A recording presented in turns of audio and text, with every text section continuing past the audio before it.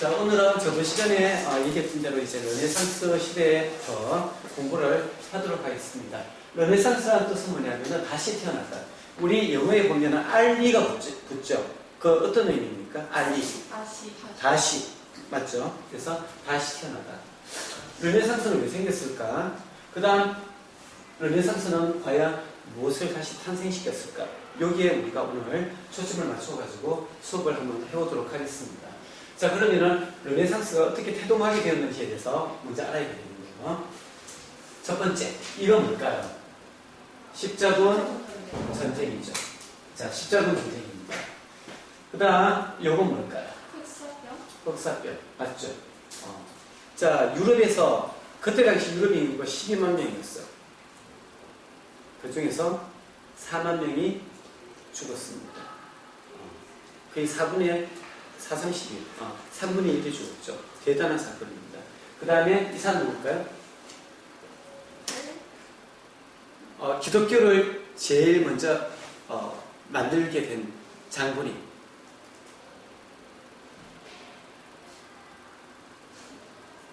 누굴까요? 마틴 루터. 그 다음에 이 사람 누굴까요? 최초로 서양에서, 그냥 최초로 얘기하면 안 됩니다. 서양에서 최초로 금속 활자를 만든 사람. 구텐베르크. 맞습니다. 자, 이런 것들이 바로 르네상스를 일으키게 된 원인입니다. 지금도 설명해 줄게요. 자, 십자군 결국 실패했죠. 그 다음 흑사병.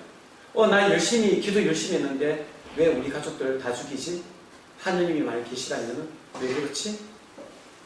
그때 뭐 난리 났습니다. 완전 자체가 그냥 무덤이야. 한 마을 자체가. 흑사병. 왜 이름이 흑사병입니까? 죽을 때 새까맣게 사람이 타서 죽는다고 해가지고 이름이 흑사병입니다. 자, 이런 것들 때문에 어떤 종교에 대해서 이때까지 완벽하게 믿었던 어떤 존재에 대해서 회의가 생기게 됐죠. 그 다음에 이 사람, 마틴 루터. 어떤 이유 때문에 원래 이 사람은 가톨릭 사제였거든요. 신부였어. 근데 어떤 이유 때문에 교황청하고 등지게 됐을까? 면제부가 뭡니까? 돈 내면은. 너 아무리 제일 많이 냈어도, 자, 면제부 사면은 너 죄 다 감면해준다. 이게 바로 면제부죠. 그래서 56개조를 반박을 했습니다. 이게 유명한 건데, 이때부터 이제 소위 얘기해서 가톨릭에서 다시 개신교, 이게 프로테스탄트가 갈라지게 된 거죠. 자, 그전에는 금속 활자가 없었을 때는 어떤 식으로 책을 만들었을까요? 필사본. 뭘? 재질이 뭘까요? 어디에 써야 될까? 돌? 돌은 좀 너무 그런데. 어디에 쓸까, 보통? 양피지. 어떻게 알았어요? 헐. 이제 드디어 지훈이가 살아나기 시작합니다. 상시와 지훈이. 자, 양피지라는 건 뭐냐면 양의 껍질을 얇게 벗겨가지고 거기다가 글씨를 쓰는 거예요. 중세에 수도승들이, 가톨릭 수도승들이 계속 그렇게 필사를 했어. 뭐로? 어떤 언어로? 라틴어로. 근데 라틴어는 일반 평민이 읽을 수가 있었나요? 없었나요? 없었죠. 그럼 누가 읽어? 귀족들. 그 다음에 사제들. 그러니까 그때 당시에 성경을 읽고 싶을 때 읽을 수가 없었어요.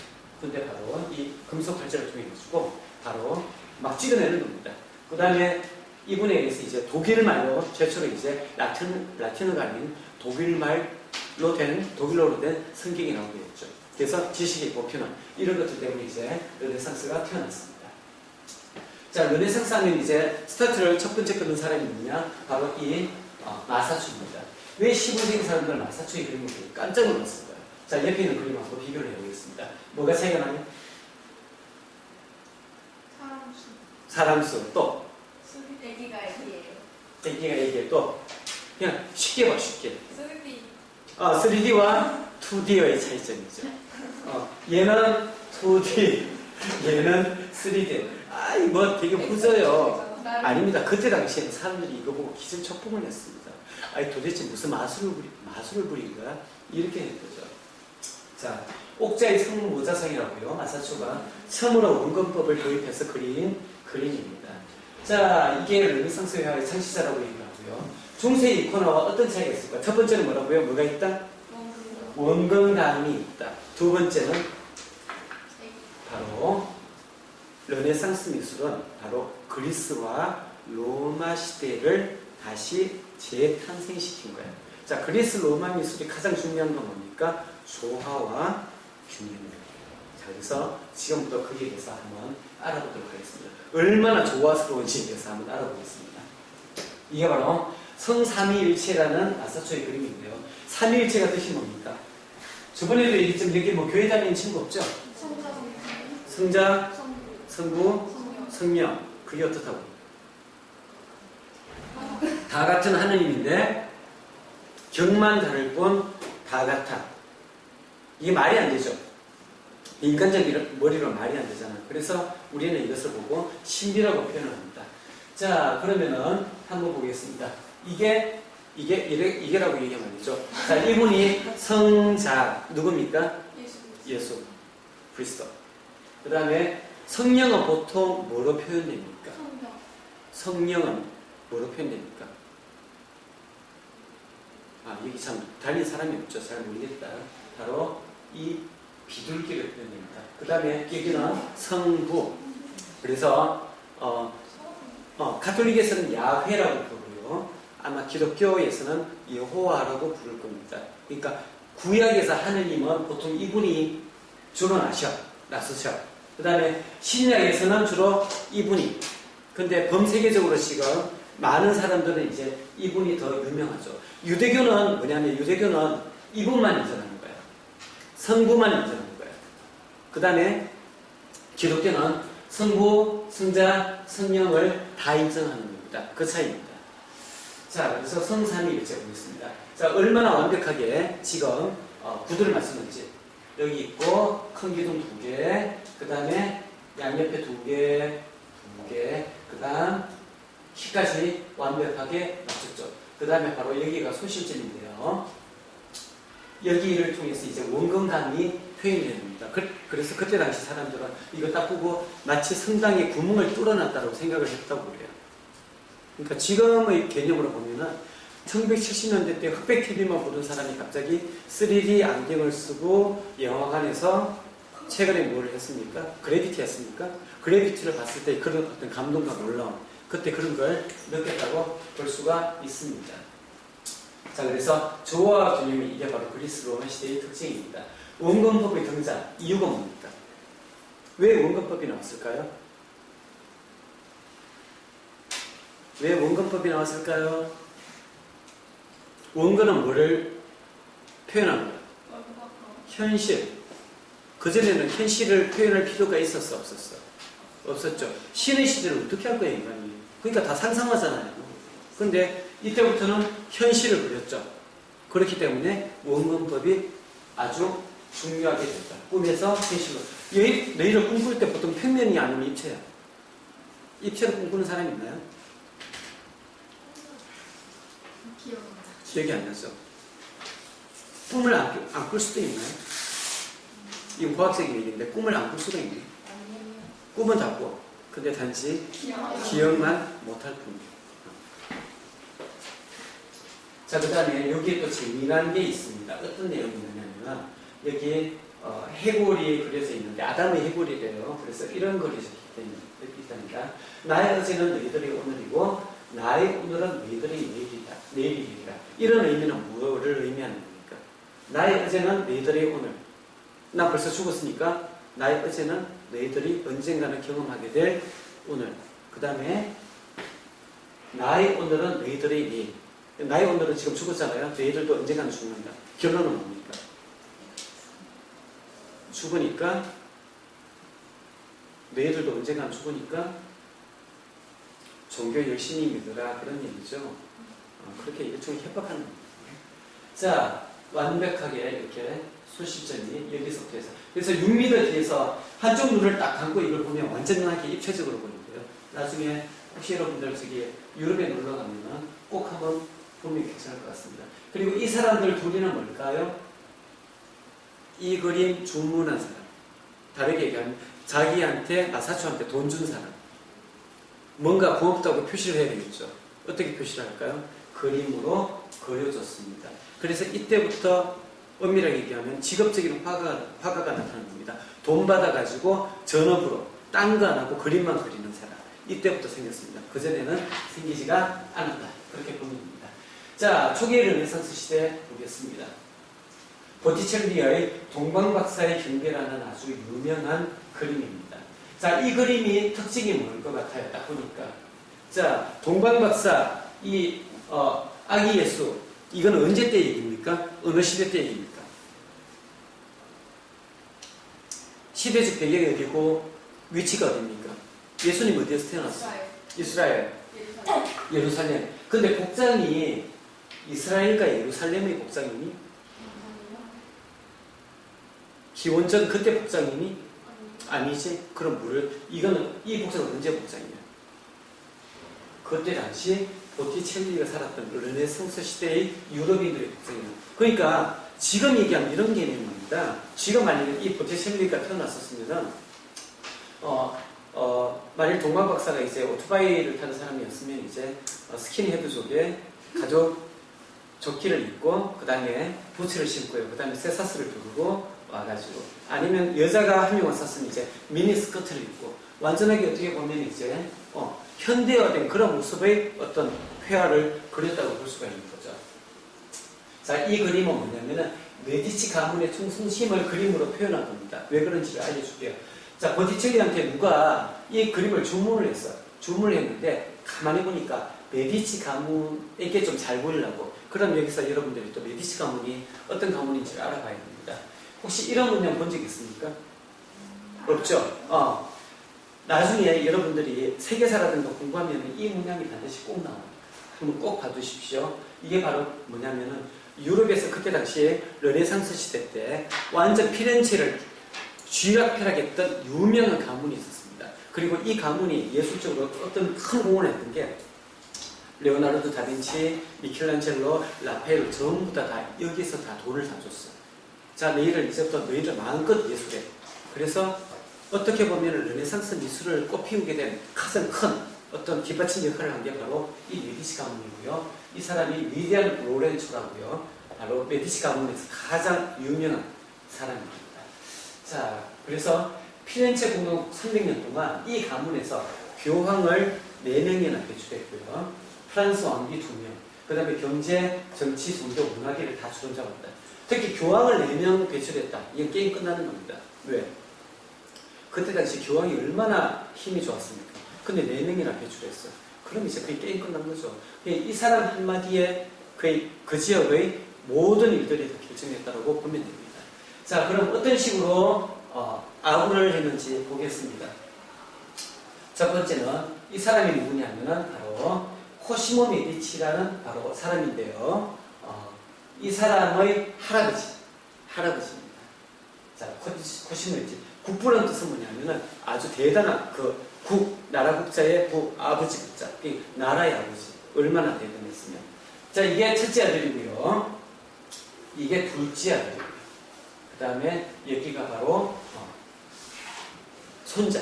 그러니까 이 사람. 그러니까 로렌초의 할아버지. 이 사람은 로렌초. 그러면 여기서 보티첼리는 어디에 숨어 있을까요? 나머지 사람 한번 찍어볼까요? 이게 레이저 프린트거든? 한번 찍어볼까요? 이 그림을 그렸던 보티첼리는 여기 중에서 어디에 있을까요? 한번 찾아보겠습니다. 어차피 틀릴 거니까 막 찍으세요. 네. 누구? 어떻게 알았어? 헐. 그냥 그렇게 생겼는데. 지금부터 뒤돌아보고 있어요. 이 사람이 바로 보티첼리입니다. 자, 이 그림은 정말 유명하죠. 와, 진짜 유명하죠. 비너스의 탄생. 비너스가 어떻게 탄생했는지 혹시 그리스 신화 얘기 알고 있는 사람? 비너스 어떻게 탄생했는지? 제우스의 아버지 성기를 잘랐는데 그게 완전 뭐 되게 웃긴 얘기죠. 성기를 잘라가지고 정액이 나와서 바다에 뿌려졌는데 거품이 되는 완전 무슨 호르물도 아니고요. 하여간 웃깁니다. 이게 제우스는 아니고요. 가이아 신하고 우라노스하고 그지. 그래서 했는데 애를 낳았는데 우라노스가 가이아의 자궁 속에 가둬버렸는데 애들이 막 나가려고 지랄 발광을 치니까 배가 너무 아파서 미치겠는 거야. 짜증나가지고. 그래서 반드시 복수합니다. 그래서 그날 우라노스가 자기 심실로 들어왔을 때 냅다 칼을 꺼내가지고 잘라가지고 바다에 던졌는데 정액이 뿌려져가지고 뭔가 튀어났어요. 그게 비었어요. 완전 잔혹동화죠, 잔혹동화. 이런 게 왜 어린이들한테 권장도서가 돼야 되는지 잘 모르겠습니다. 자, 여기서 우리 주목해야 될 것. 자, 고대 로마 이후 처음으로 실물 크기의 여성 인물가 그려졌다. 자, 여기서 지금 주 테마가 성경의 인물인가요? 아니면은 그리스 로마 신화인가요? 그리스 로마 신화죠. 그렇기 때문에 르네상스는 뭐? 그리스 로마 문화의 복원입니다. 다시 재탄생시키는 겁니다. 자, 그래서 특히 요 자세가 아주 상당히 중요한데요. 요 자세 되게 많거든요. 이 자세를 딱 보니까 어떤 느낌이 듭니까? 어떤 느낌이 들어요? 뭔가 몸 가리는 왜 가리는데? 쪽팔려서. 쪽팔려서 부끄러워서 다르게 얘기하면 되게 조신한 느낌을 주죠. 그래서 정숙함을 표현한 요 자세하고 똑같잖아요. 카피톨리니의 밸런스와 매우 동작이 됩니다. 그렇게 우리가 알면 됩니다. 자, 그런데 이 그림에서 중요한 거. 자, 혹시 여러분들 이런 몸 봤습니까? 어깨가 이렇게 함몰된 마치 망치로 맞아가지고 어깨가 빠진 듯한 쇠골이 빠진 듯한 이런 함몰된 이런 거 봤습니까? 못 봤죠. 그 다음에 거의 얼굴은 이렇게 조목만 해가지고 십등신이고요. 그 다음에 얼굴은 완전 지나치게 작고 십등신이고 어깨가 내려앉았고 그 다음에 얘들아 이 발이 이게 상상이 되니? 이런 동작을 만들 수 있는 사람이 있으면 쌤이 100만 원 줄게요. 100만 원. 이게 나올 수 있는 동작이니 이때? 이 동작이 안 나와. 이 동작이 안 나와. 근데 왜 이렇게 그랬을까요? 왜 이렇게 어깨는 함몰시키고, 왜 다리는 말도 안 되는, 이런 다리가 나오게끔 만들고. 이유는 뭘까요? 힌트. 매우 쉽습니다. 힌트가 매우 쉽습니다. 자, 아까 전에 봐왔던 그림하고는 어떤 차이점이 있습니까? 왜 이 그림이 이렇게 인기가 있죠? 너희들 이 그림 숱하게 많이 봤을 거잖아요. 왜? 바로 아름다움 때문입니다. 아름다움을 위해서 이런 모든 것들을 다 감수합니다. 오로지 미를 위해서. 미를 위해서 사실성을 포기함. 이게 바로 신플라톤주의입니다. 우리 2학년들 예전에 우리 쌤이 플라톤, 이데아 얘기했었죠. 이데아가 뭡니까? 기억납니까? 아직까지? 이데아와 현실계가 있다. 이데아는 뭐? 완벽하고 순수하고 절대적이고 이런 모든 것들이 있는 거. 그 다음에 현실계는 더럽고 칙칙하고 아니고 고만죠. 지금 곧 중간고사를 앞둔 여러분들처럼. 자, 그런데 신플라톤주의는 여기서 이 이데아가 뭐로만 바뀌었어? 종교로만 바뀌었어. 그러니까 종교, 가장 아름다운 게 가장 진리고 가장 선하고 그 가장 아름다운 이데아의 세계가 뭐라고요? 종교. 그럼 이 그림의 여주인공은 누구일까요? 아니죠. 마리아죠. 자, 그런데 실제 이 마리아의 모델은 따로 있었습니다.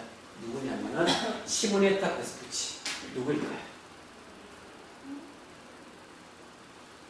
바로 보티첼리가 짝사랑한 하지만 가질 수 없었던 바로 메디치. 아까 전에 그 메디치 봤죠?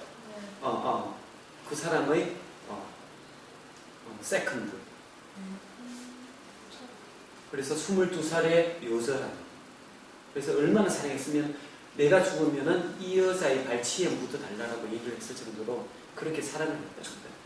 그때 당시 가장 예뻤던, 아름다웠던 여인이었습니다.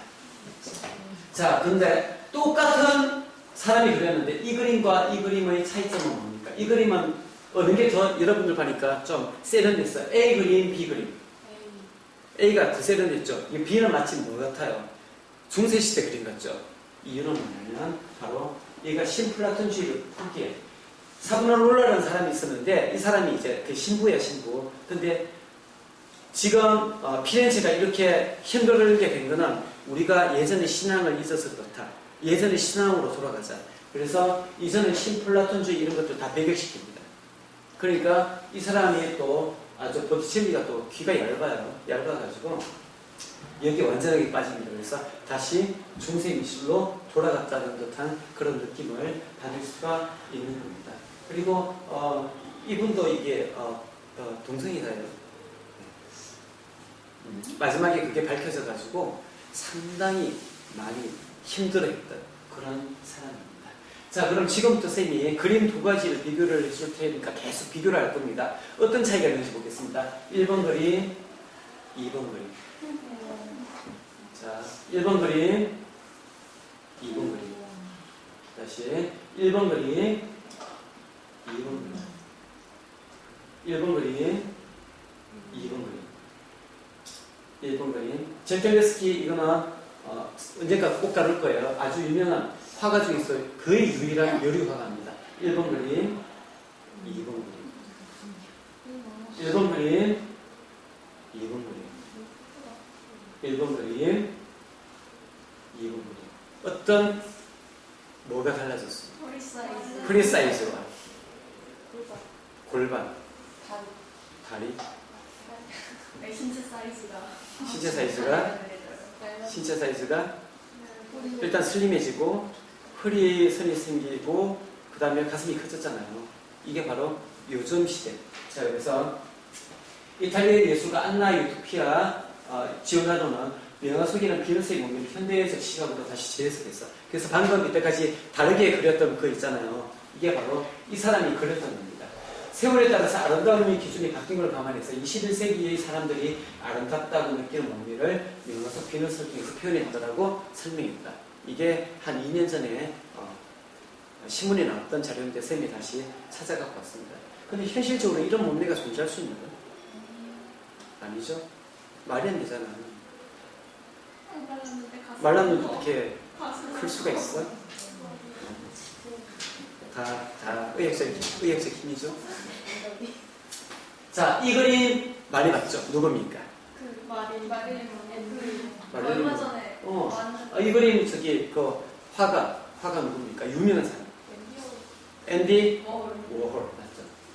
이 사람 누구예요? 이 마를린 먼로 이 사람 누구예요? 마오쩌둥이 뭐 했던 사람입니까? 맞았어요. 자, 중국에서 초대 공산당 총대빵이었죠. 자, 비너스의 탄생, 앤디 워홀. 자, 이 그림 되게 비슷하죠. 그대로 패러디한 겁니다. 그래서 앤디 워홀은 워낙 유명한 사람이기 때문에 나중에 현대미술 쪽에서 다시 한번 다룰 겁니다. 이 사람이 얘기했습니다. 가장 복사하기 좋은 그림이 가장 훌륭한 그림이다. 그만큼 가치가 있으니까 가장 많이 복사가 된다. 왜 이렇게 복사가 잘 될까요? 이 그림들은 중요한 거는 선입니다. 선이 있으니까 뚜렷하죠. 그러니까 복사를 해도 뚜렷하게 잘 나오죠. 근데 실제 이렇게 만화처럼 선이 존재합니까? 존재 안 하잖아요. 그래서 미술은 크게 얘기해서 선의 미술과 그 다음에 색채의 미술이 있는데 이때는 선의 미술이 우세했다. 그렇게 알 수가 있는 거죠. 자, 이 명화가 어떤 식으로 계속 재해석되고 패러디 되는지를 보겠습니다. 자, 되게 닮았죠? 얘하고 얘하고. 이게 프랑스 화장품 광고입니다. 특히 디자인과는 잘 봐두세요. 이런 명화 같은 거를 잘 알면은 여러분들이 작업하는데 아주 재미난 작업을 할 수 있는 갖가지 아이디어들이 많이 나올 수가 있습니다. 자, 그 다음 다빈치, 미켈란젤로, 라펠로. 이제 드디어 르네상스 시대에 이제 거장들이 나오기 시작합니다. 자, 이 그림의 제목은 뭡니까? 최후의 만찬. 어떤 내용이죠? 돌아가시기 직전에 십자가에 달리기 직전에 얘기를 합니다. 이 중에 나를 탄 녀석이 있다. 자수해. 이렇게 얘기를 했을까요? 그냥 했다라고 얘기를 했을 때 사람들이 이제 놀라 자빠지는 장면이죠. 자, 최후의 만찬, 레오나르도 다빈치. 가로 8.8m, 세로 4.6m, 완전한 대작입니다. 자, 그런데 실제 이 그림은 여러 차례 복원을 했습니다. 왜? 레오나르도 다빈치가 너무 실험 정신에 투철한 나머지 여러 가지, 그러니까 어떻게 보면 지금으로 봐서는 무모한 시도를 많이 했어. 그래서 이때 당시 자기가 물감을 새로 개발했는데요. 그걸 하니까 얘가 금방 곰팡이가 쓸어버렸어. 그래가지고 후대에 여러 차례 복원을 했는데 마지막 복원을 했을 때 사람들이 좀 비판이 되게 많이 했습니다. 원래 그림하고 왜 그렇게 다른 색채들이 많이 들어갔냐, 이런 것 때문에 많은 사람들이 비판을 했다라는 그런 얘기가 있습니다. 자, 이 사람은 누굴까요? 바르톨로메오입니까? 하여간 그렇습니다. 깜짝 놀라가지고 일어나는 거죠. 그 다음에 여기 잘 봐. 이 사람 지금 뭐 지고 있습니까? 돈 주머니, 바로 가롯 유다입니다. 팔아버렸죠. 그 다음 옆에 칼 들고 있는 사람 누구야? 우리 저번에 했는데 칼 들고 있는 가장 단순 가격 무식한 사람, 예수님 제자 중에서 베드로. 그 다음에 이 사람은 누굴까? 예수가 가장 사랑했다는 요한. 근데 실제 요한이 아니고 마리아 막달레나다, 이런 얘기들이 있죠. 어디에 나와요? 그 얘기가 유명한 소설인데 다빈치 코드. 그 다음에 의심 많기로 유명한 토마가 과연 누구입니까? 진짜입니까? 라고 얘기를 하는 성경이고요. 자, 보면은 완벽한 조화와 균형입니다. 쫙 그대로 술병을 한 선에 다 맞추고요. 그 다음에 여기가 중심이죠. 여기가 소실점이 돼가지고 완벽하게 원근이 다 표시가 됩니다. 이 모든 중심은 예수님의 얼굴로 모아져 있고요. 그래서 한 방에 봐도 이분이 주인공이다, 바로 알 수가 있습니다. 이 큰 창문을 왜 내놨을까요? 한번 생각을 해보십시오. 조금 이따가 선생님이 정답을 알려줄게요. 자, 이 그림하고 비교를 한번 해보겠습니다. 자, 프란스 포르투스의 최후의 만찬, 레오나르도 다빈치보다도 훨씬 이후에 그려낸 사람인데, 여기에 딱 보니까 어떤 느낌이 들어요? 마치 중세시대 이코나를 보는 듯한 느낌이 들죠. 왜? 뭐 보고? 이거. 자, 한쪽은 있고 한쪽은 없죠. 근데 표현은 있습니다. 뭐로 표현했습니까? 뒤에 넓은 창을 통해서 마치 자연스럽게. 왜냐하면 이런 사람 맞습니까? 이렇게 막 아우라 이렇게 막 해가지고 그 사람 들어오면 막 광채가 나고 이런 사람들 봤습니까? 못 봤잖아요. 그러니까 레오나르도 다빈치는 어떻게 보면 되게 현실적인 사람, 엄청 예쁘죠. 하지만 뭔가를 표현을 해야 되겠죠. 이 빛이 나는 거, 뒤에 커다란 창을 뒀습니다. 여기도 커다란 창을 뒀고요. 가만히 보면은 다른 사람들은 전부 다 이런 느낌이 있는데 이 유다만 그런 게 없어요. 뒤에 후광이 없습니다. 그래서 비록 이 사람이 훨씬 뒤에 그린 화가이지만 훨씬 레오나르도 다빈치가 얼마나 그때 시대를 앞서가는지를 알 수가 있습니다. 자, 이제부터 최후의 만찬 패러디입니다. 이거는 무지무지하게, 이것도 프랑스의 광고인데 많은 욕을 얻어먹었고요. 종교단체에서 엄청나게 항의를 받았던 작품입니다. 광고시죠. 뭐 때문에 그랬을까요? 맞춰보세요. 힌트 딱 하나만 차이 납니다. 여자. 자, 딴 데 다 여자고 얘만 남자죠. 그 마리아. 그렇지.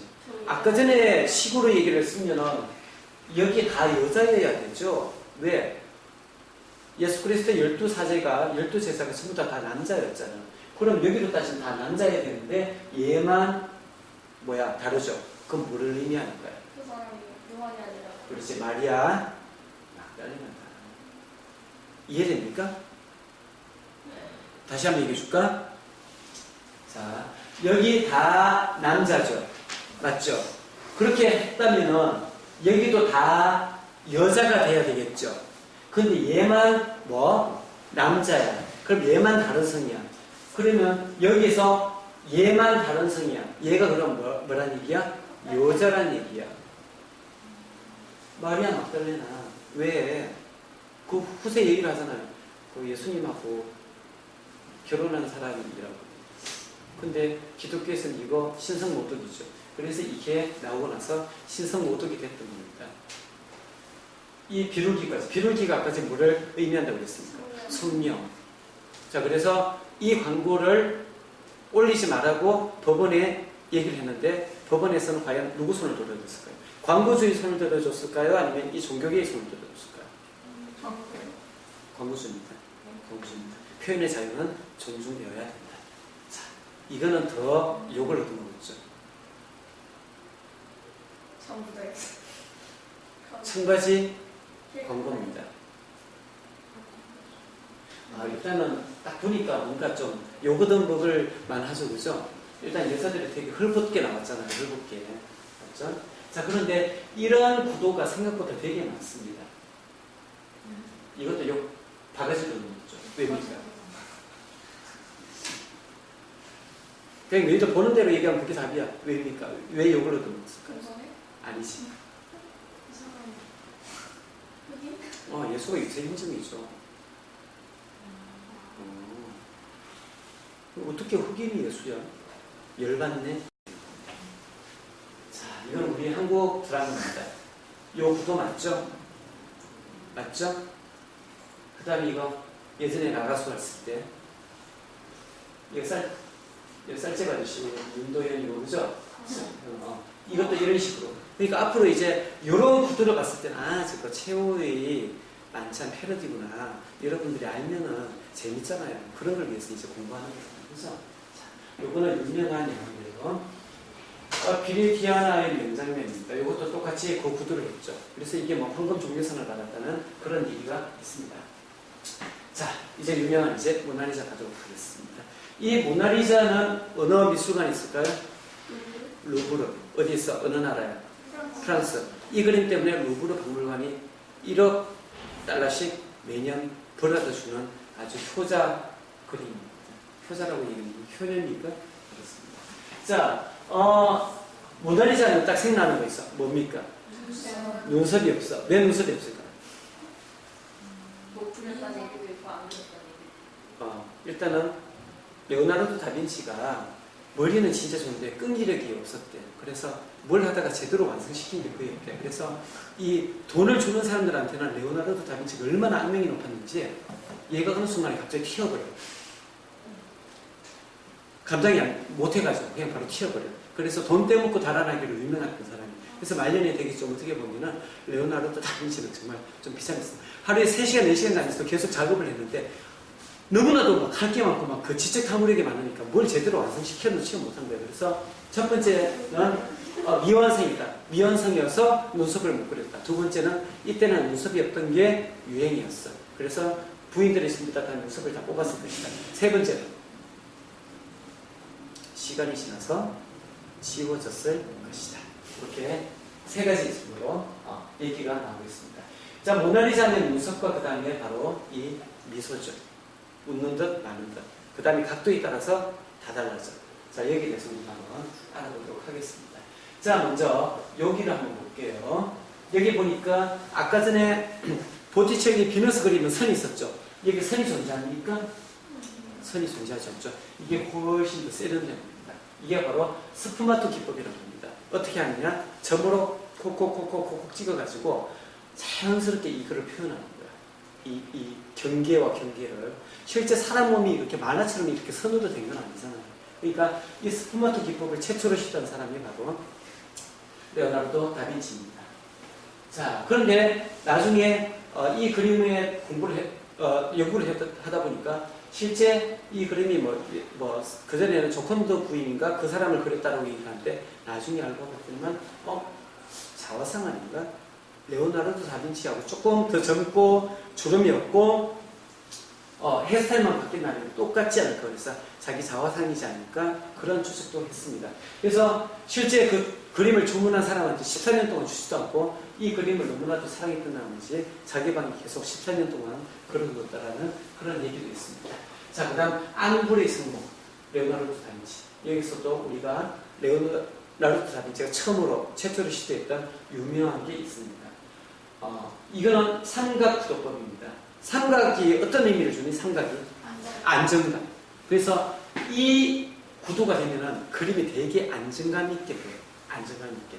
그래서 나중에 라파엘로가 그대로 요구를 따라합니다. 두 번째는 뭐냐면 바로 공기운동법입니다. 자, 가까이 있는 건 진하게 그리고요. 멀리 있는 건 희미하게, 그 다음에 푸르스름하게 그려요. 그래서 선 원근법보다도 이게 어떻게 보면 훨씬 더 업데이트된 원근법이거든요. 이거를 최초로 시도를 했던 게 바로 레오나르도 다빈치죠. 정말 천재입니다. 이 사람은 그냥 인간으로 내려가는 게 아니고 신이 한번 내려왔던 것 같아요. 그가 발견하고 발명하고 했던 걸 쭉 모아놓으니까 도저히 사람으로서 할 수 있는 게 아니야. 엄청나게 많은 것들을 해냈습니다. 자, 그래서 이 공기온도법, 여기도 마찬가지죠. 멀리 있을수록 연하고 푸른 빛이 나게.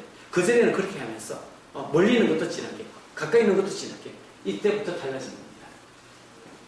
자, 이제 두 사람만 배우고 이제 마치도록 하겠습니다. 자, 시스티나 성당, 이 성당은 되게 유명한 게 바티칸이 있는데요. 여기서 이제 교황을 뽑습니다. 최근에도 교황이 새로 선출했죠. 바로 이 성당 내에서 선출이 된 겁니다. 이건 누가 그렸어요? 천지창조. 미켈란젤로. 유명하죠.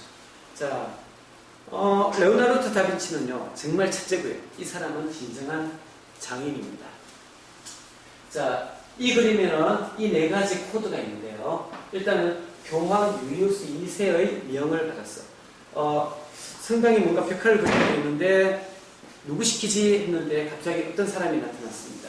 그때 당시 이 미켈란젤로와 라이벌이었던 사람, 하지만 그의 천재성을 따라가지 못했던 사람, 바로 브라멘트. 혹시 살리에르가 누군지 압니까?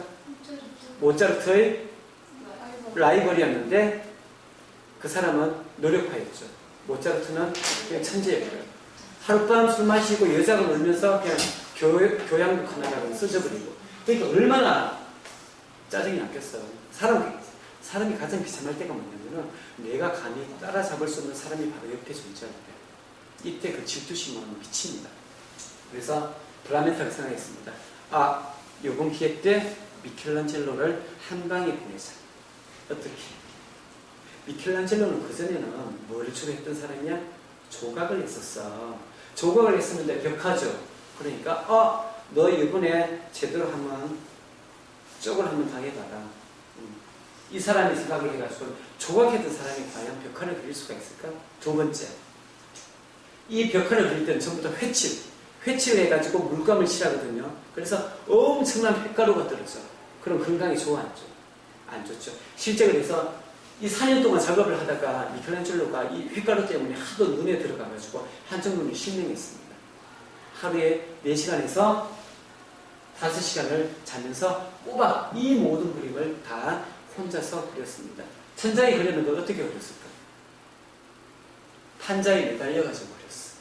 매달리다 보니까 횟가루 칠해가지고 채색할 때 횟가루가 막 떨어지죠. 그러니까 이 사람은 정말 대단한 노력하고요. 정말 장인 같았습니다. 이게 37살 때 그렸던 작품입니다. 정작 중요한 거는 브라멘타가 만전하게 당했죠. 너 연목을 봐라 해가지고 교황한테 추천해가지고 했는데 정말 인간이 만들 수 있는 최대의 글작이 나왔습니다. 그래서 괴테가 이런 얘기를 했대요. 시스티나 성당을 보지 않고는 한 인간이 어느 정도의 일을 해낼 수 있는지 객관적으로 상상하는 것이 불가능하다. 이건 사람이 할 수 있는 게 아니에요.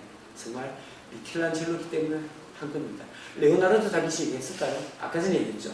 레오나르도 다빈치는 천재성은 있지만 끈기가 없었어. 인내심이 없었어. 중간에 한 이틀 하다가 도망갔을 거예요. 재미없어가지고요.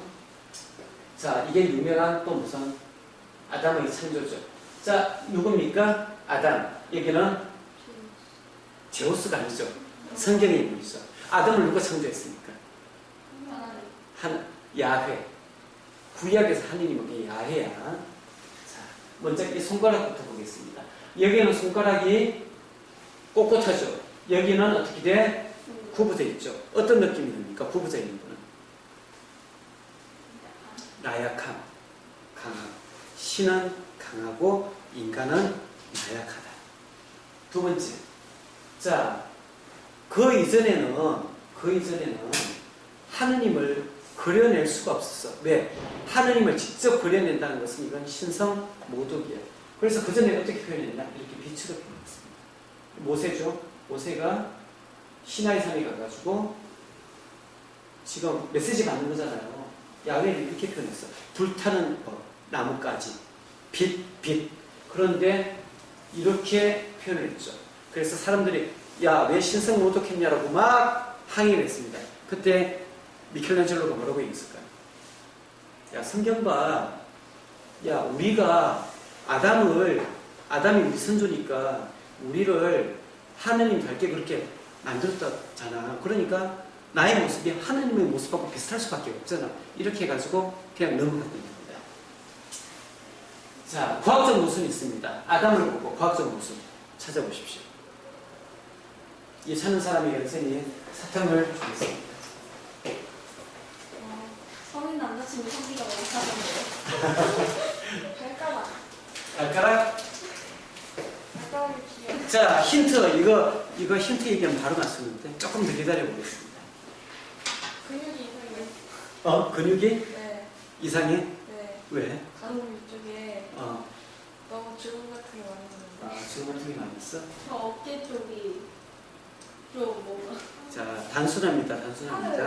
자, 아담은 최초 인간이죠. 네. 힌트입니다. 네?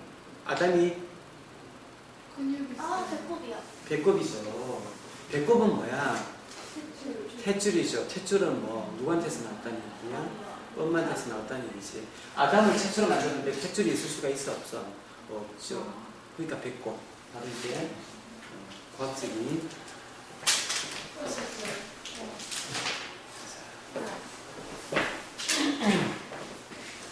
자, 그 다음 최후의 심판 보겠습니다. 방금은 30대 때 그렸던 거고요. 그 다음에 교황이 한 번 더 바뀌어가지고 60대 때 그린 그림이 바로 이 최후의 심판입니다. 미켈란젤로는 살기도 엄청나게 오래 살았어요. 90살 가까이 살았습니다. 그러니까 벌써 교황도 몇 번의 교황을 겪었는지 모르죠. 자, 여기 이 그림도 아주 재미난 게 있는데요. 딱 보니까 최후의 심판이 관계되는 거죠. 이 기둥은 뭘까요? 이게 뭐냐면은 사람을 찍어 죽이는 기둥이래요. 예전에 이런 기둥이 있었던가 봐. 여기 해서 사람을 이렇게 딱 찍어 죽이는 그게 표현된 겁니다. 그 다음에 이 위로 갈수록 뭡니까? 천국이고요. 밑으로 갈수록 뭡니까? 지옥이고요. 맞죠? 그 다음에 하여간 그렇습니다. 그 다음에 다들 근육질이죠. 다들 벗고 있죠. 그랬더니만 자, 이것도 교황이 이제 주문을 한 겁니다. 야, 이거 그려봐. 예, 그렸는데 그때 그 교황의 수행 비서가 있었어. 물론 추기경이 있죠. 비아지노 다 체세나라는 추기경이 있었는데 이 그림을 보면서 한마디 합니다. 뭐라고 얘기했을까? 힌트 다 벗었다.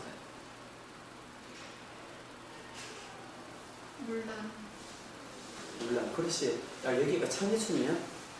추기경. 홍도인가요? 그러니까 미켈란젤로가 얼마나 고짐스럽고 장인 정신에 불탔던 사람이에요. 그 얘기 듣고 열 받았어, 안 받았어? 열 제대로 받겠죠. 그래서 바로 이 사람의 무대를 이제 피아지노 다 체세나로 한 겁니다. 자, 이 사람이에요. 그때 그 추기경 이걸 확대시키면 이제 이렇게 했는데, 근데 그리고 나니까 어떻게 돼요? 마음이 불편하죠. 그래서 자기도 그려놨습니다. 어떻게? 여기에 그려놨어. 자, 예전에 그 바르톨로메오라고 순교한 성인이었는데 어떻게 죽었냐면은 껍질을 완전하게 벗겨진 채로 죽었대. 그래서 여기 얼굴만 자기 얼굴을 바꾸고요. 이렇게 해서 이제 사죄의 의미를 가졌다는 그런 얘기가 있습니다. 자, 이것도 유명한 조각상이죠. 무슨 상? 다비드상. 다비드가 뭡니까? 다윗이야.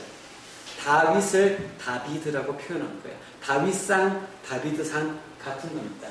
자, 다윗은 성경에 나오는 다윗은 어린아이입니까? 아니면 청년입니까? 어린아이. 누구하고 싸웠습니까? 골리앗. 어떻게?